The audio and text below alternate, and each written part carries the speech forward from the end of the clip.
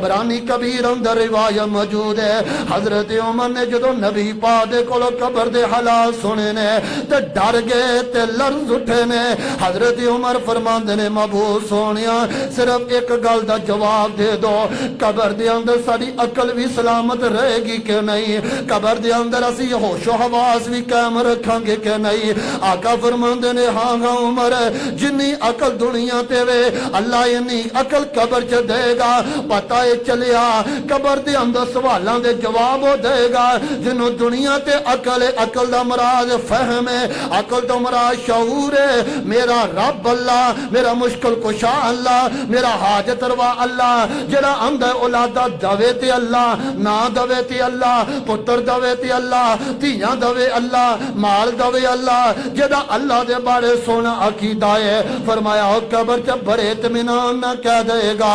ربی اللہ تے جنہیں قبر پوجی ہے جنہیں درگاہ پوجیاں نے جنہیں گیرہ نو رب دا شریک بنایا ہے یہ دی زبان تے اے ہوئی بول نکلے گا ہاں ہاں لا دری مینوں نہیں پتا میرا رب کون ہے میں تے سر نبی داؤد تے مسند احمد چ پڑھیا اللہ دے نبی نے فرمایا انہاں منکر نکیر جو کول ایک بہت بڑا ہتھوڑا ہوندا ہے انج اس مردے دے جسم تے مار دینے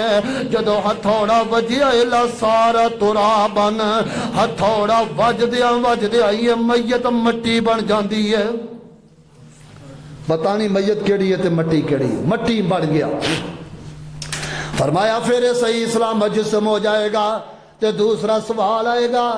ماں تقولو ماں دینوں کا تیرا دین کیڑا ہے اندھا منوں نہیں پتا میں تے آوارگی اندھا زندگی گزاری ہے ماں کنتا تقولو فی حاضر رجل محمد صلی اللہ علیہ وسلم تیرا اس بندے محمد صلی اللہ علیہ وسلم دے بارے کی خیال ہے آندھا منوں نہیں پتا محمد صلی اللہ علیہ وسلم کون ہے اللہ دے نبی فرماندے رہے فریتے ہتھوڑا پھر مارن گے لا سارا ترابن ہتھوڑا وجن دی وجہ تے بندہ مٹی بن جائے گا جے اجے نہیں تیرا دل تڑپیا تے نبی پاک فرماندے نے اینا وزنی ہتھوڑا ہے ساری کائنات دے جن بھی مل جان تے انسان بھی مل جان انج زمین تے ہتھوڑا رکھ دیتا جائے جنت انسان مل کے ہتھوڑا چک ہی نہیں سکدے